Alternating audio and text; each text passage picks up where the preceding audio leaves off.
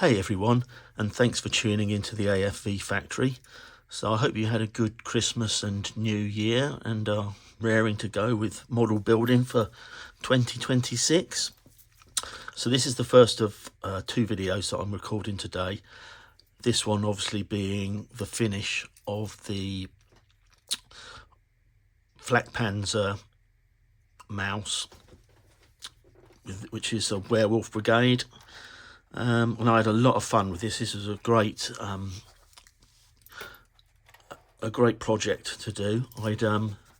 Initially I'd started the hull, and I was going to mount a superstructure on here and have an anti-tank gun on it, and then this evolved, as these things do, into the Flakpanzer version. So the turret is straight off of a Amusing Hobbies E100 kit, which has had nothing done to it. That's built straight out of the box. The hull, mouse hull, is from Tacom, and that's had a bit of surgery done to it over the course of its creation.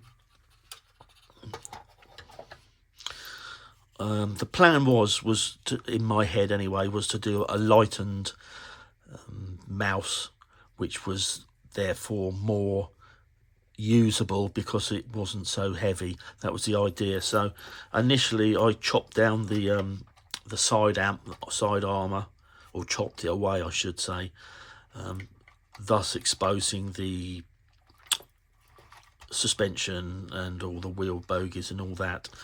And then I was going to add, then I've added this bar armor on here to slightly claw back some protection, whilst still at the same time sticking with the lighter weight.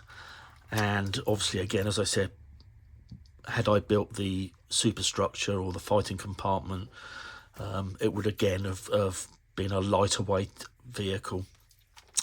So I did quite a bit of work on this, almost got it up to being ready to weather, and then went off at a right angle and started working on something else. And I just kept looking at this, and I wasn't happy with the anti-tank version, and so I just kept leaving it, and then I had the idea. I had this Amusing Hobby kit in my stash, so I quickly just assembled the basic turret and popped it on there, and I thought, yeah, that just looks so good, in my humble opinion, that's what I've got to go with now, and I'm really glad that I did. So yes, it was a bit of scratch building, obviously, with the bar armor. Very easy to do. Obviously this is quite large scale, being that the tank's of such a large dimension, and it's just done with styrene. There's some flat rods, there's some L-shaped bar, if you want to call it that, and then there's the actual rods, the circular round rods themselves, and just glued them all together as you would with a normal kit, and then used some heat to bend them about a bit, and that was something new that I'd not tried before. So it was a bit of trepidation, but it actually worked out really well.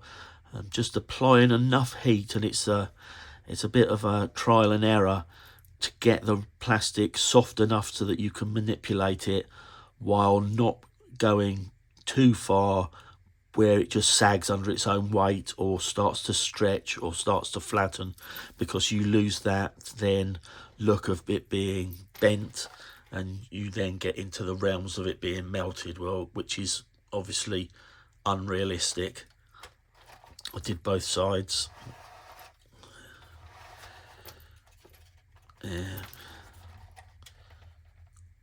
Painted them up differently, couple in red oxide,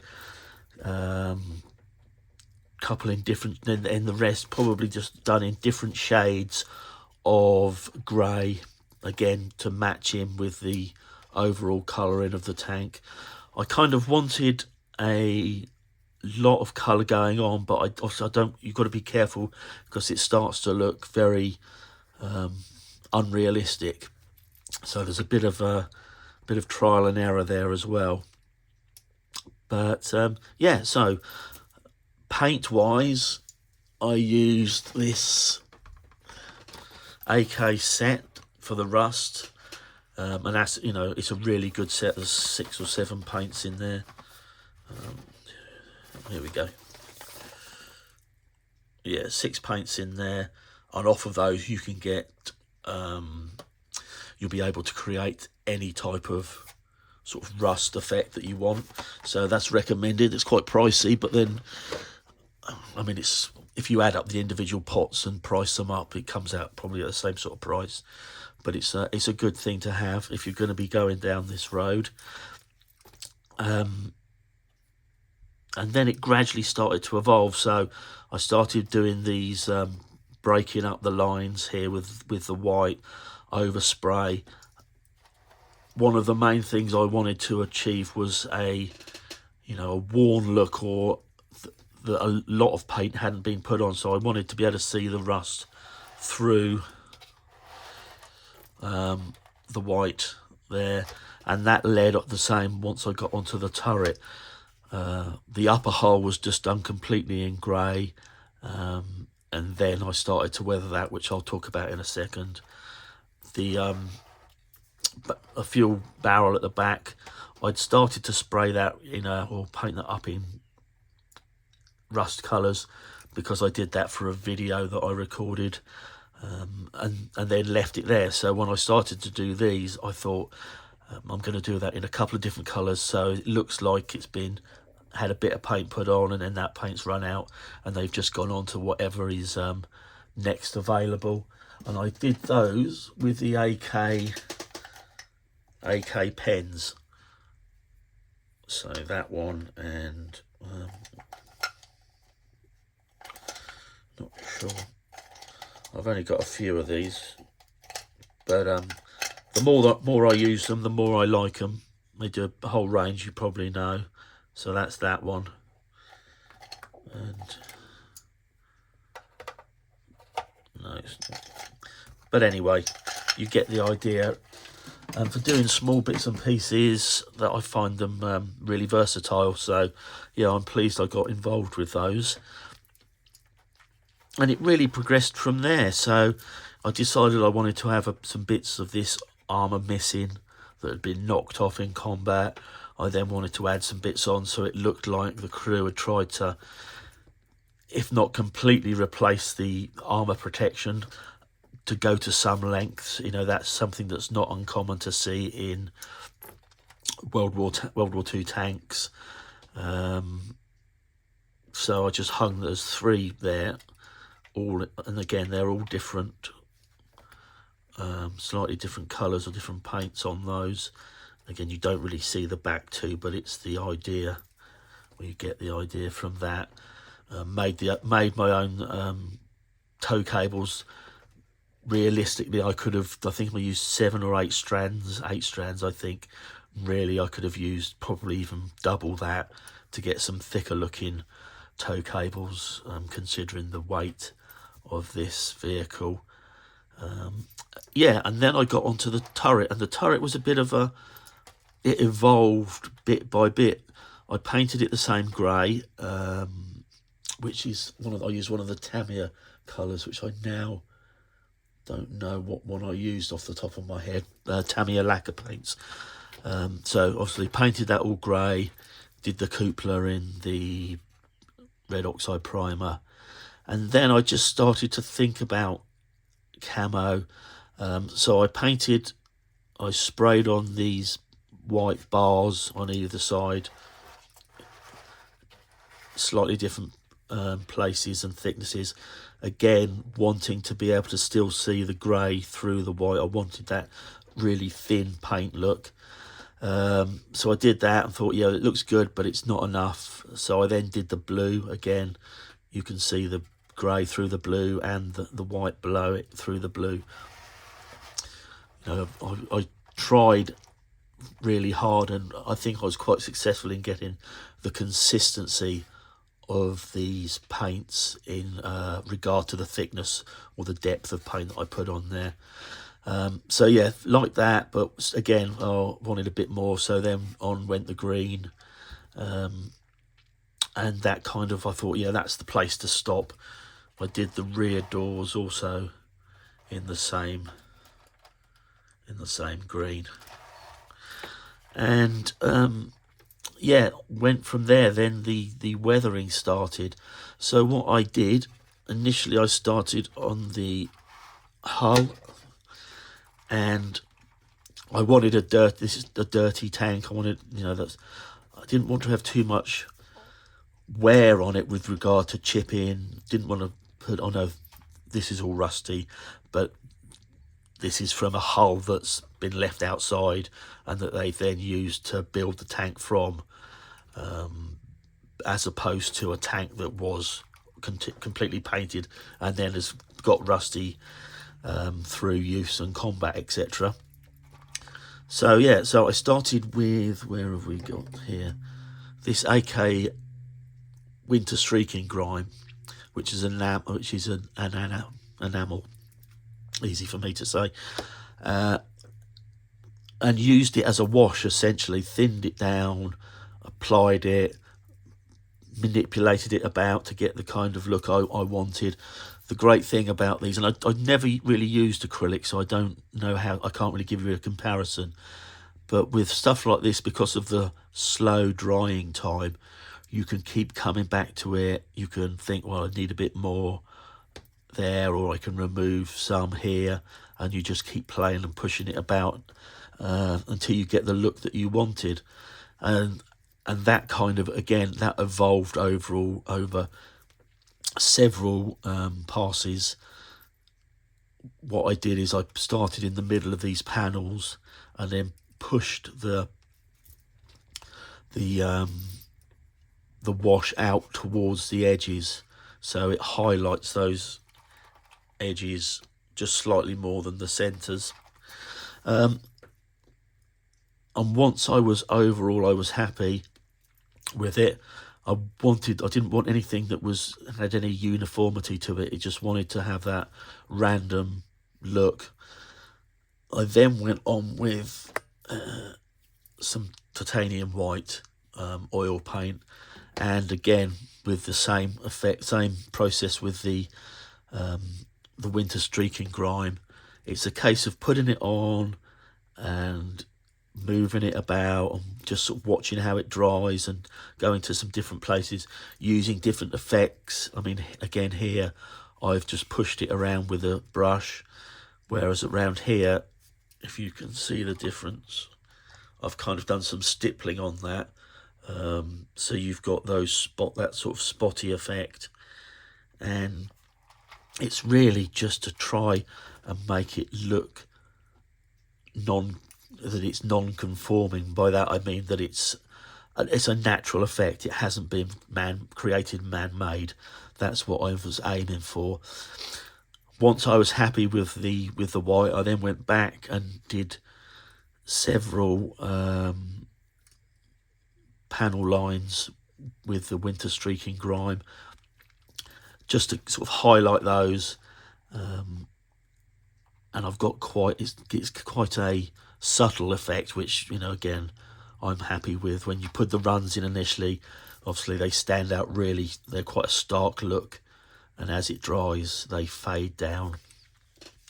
So yeah, so it was, you need to really wait between coats. So it was a case of doing some work on it, coming back to it 2 or 3 days later, doing some more. So it's a bit of a time-consuming process, but it's something that I enjoy and something that I'm kind of trying to, conquer and get good at it. While we're on the subject of washes, the bar armour was done with another AK wash, which is this one. And again, I mean, it shows that you don't have to worry necessarily about what you're using, because this is for NATO camouflage vehicles.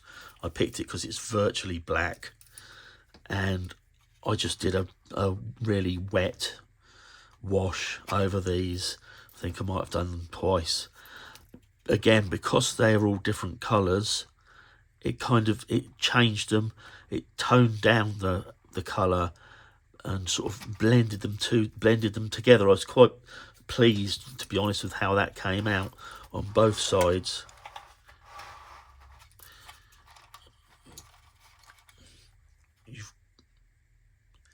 It's kind of taken the 4 different panels here, if you will, and given them something so that they look a bit more similar to each other, like they've been put on new and all different colours, red oxide and greys, etc., Panzer grey, and then the wash has tied them together.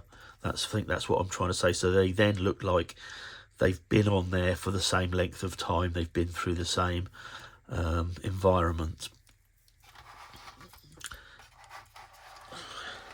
Swizzle that round. Yeah, use some again. Which one? This is MIG engine and fuel oil, just to do these round these. I don't, to be completely honest, I don't know what they were used for. I'm sure someone will tell me, but they are the only sort of openable hatches on the hull at all. So something went in there, and most likely it was fuel. I would have thought it would have had fuel tanks on either side, but we'll see. It might have not been that, and someone will correct me. And then it was just down to the few little bits, really. Some smoke marks on the sides there where the exhausts are. Again, that's just done with pigments and a brush, and I just brushed it on, and it gives us a nice soft look to it. So yeah, there it is in its completion. I went online, getting back to the lightweight version of a mouse, I went online and although this turret was obviously never built, whether this is true, excuse me, or not, or whether it's just Google AI, but it said online that this turret would have been 17 tons, which again, if you compare that to the mouse turret, which I believe is around 85 tons, again, a considerable drop in weight, which again, I like the fact that, that was something I was aiming for, to give it a lightweight mouse. Well, suddenly you've saved a load of weight on the turret, you've lost some weight where that armour was chopped away. It's still going to be a massive vehicle that's not going to be moving at any great speed, but it is going to be better and more capable than it would have been. So that's it. That is the final build of 2025, and thank you very much for all the support you've given me over the last year. Had a lot more subscribers, which is awesome. Really appreciate that, and I hope you stay with me in 2026, because I've got some exciting stuff coming up, which I will talk more about in the next video. So I'll leave it there for now, and I'll catch up with you all soon.